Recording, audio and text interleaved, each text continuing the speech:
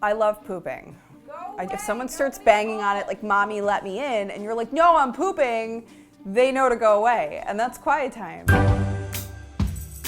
My name is Bryce Gruber. I'm a New York City mom of 4 kids and 1 crazy husband. And it seriously takes a village, and in my case, all of Midtown Manhattan to raise our kids. It is insane, but it is my life, and I wouldn't have it any other way. Hi guys, welcome back. It's me, Bryce. Aside from being a mom of 4 kids, I also write a lot of magazine articles, and I wrote one recently for Reader's Digest about how it actually takes a woman 3 full years to kind of regain her mojo physically and emotionally. And that was something I really connected to because I don't think I've ever had a full 3 years between children. I think really it took me maybe 6 months to a year after I had my first kid to kind of feel like me again. And now I have my 4th kid and he's 1 year old and I'm not me. I don't even know me. I don't recognize me. Like, I look in the mirror at myself and I'm like, who is that girl? I don't know. So if you feel like you've lost your mojo, like I definitely have along the way, I'm gonna share some tips on how you can start to feel like yourself again. Just got some cookie on my shirt. Oh yeah? Yeah. What's new about that? Nothing.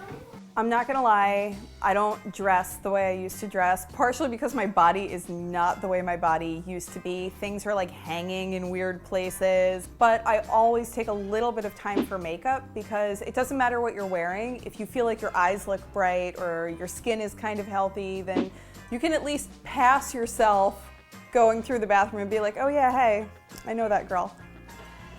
You want some too? When you're like 19 or 20, you may have 30 or 40 people that you count as your friends, but with every child that you have, the list goes down and down and down. Partially because the really cool people who are running around and going out to nightclubs and whatever, they don't have time for you, girl with the kid, anymore.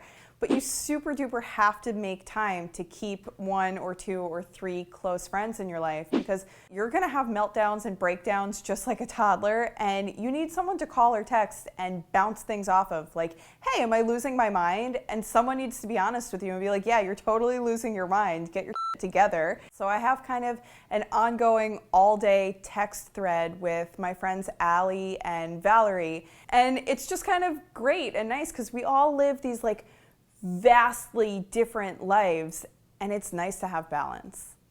Just sending some face mask evidence to Allie and Valerie because that's the highlight of my day.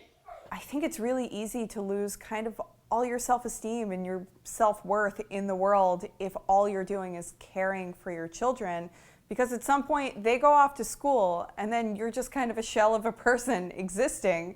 So you need to take time to do things you really love to do, and I'm really into baking. Like, I love baking challah. So I love to go down to Union Square. There's a place called Bread's Bakery where they have the best challah in the world. And I take challah making classes. I think as I'm kneading, I'm like getting rid of the tantrums. I'm getting rid of everyone complaining over everything. What are we having for dinner?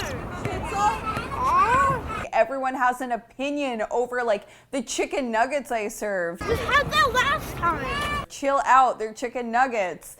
You know what? I hate it. So then you can make dinner for everyone else. And by the time you're done with the kneading, This is how I feel about everything.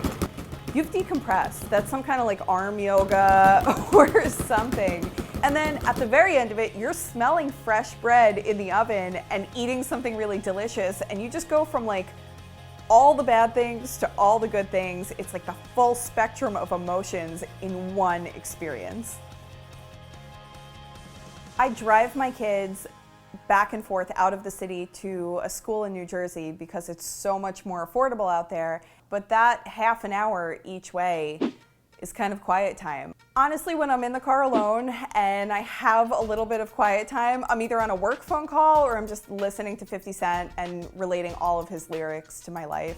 He's been hit by all these bullets and he just doesn't walk with a limp. Don't you just kind of like relate to the world around you when you feel 50s music? I can go through every single song and like... Date night is a thing, but it doesn't necessarily mean like we're putting on really nice clothing and like going and sitting for a proper dinner. Yeah, this is like a date. This is it. You're on the date with us. It just means we have time alone with each other. This is as romantic as it gets. Like, I may get pregnant from this, we don't know. We started our marriage already one kid deep. I came into the marriage with a toddler. We've never had a time where we were kid-free and like wild, and so time alone together may just mean that we get to have a meaningful conversation with each other. We have nothing in common. We don't like the same foods, we don't like the same people. In fact, like a lot of his friends don't come over. But somehow we really love each other, and so far we're still attracted to each other, so that's good. Everything that we do that's like a non-school activity, we try and make sure that it's active, because having a house of 3 boys, there's just a lot of energy that needs to be burned. So when all the kids are with us, we always do some kind of fun activity. If you remember that movie Big with Tom Hanks, there was a giant keyboard in it and he was dancing around on it. There's actually a class like that in New York City, and we all have gone, we all love it. This is so stressful. We all go bike riding as a family. We turn on music and all of our kids dance like crazy, and then all the kids get really tired and eventually take naps. So we all win. Finding community where you feel like you belong and it's helpful to you, even if it's digital, is probably the most important element of staying sane in motherhood. Even in all these crazy Facebook groups that people were going at each other for their feelings on vaccines and politics, and everyone has such a strong negative opinion on everything that I realized that was not healthy for me. So I even started my own Facebook group called Moms of Manhattan, where mandatory high fives. Like, you don't get in the group unless you fill out a questionnaire that says, I have the intention of being kind to other mothers. It is hard enough out there. And you can't ask for anything better than a bunch of other women who are like, it's okay, you're gonna be fine. Thanks for watching, guys. I am so curious about how you're getting your me time in. I'd love to see your comments below to regain your own mommy mojo and how we can all do better at it.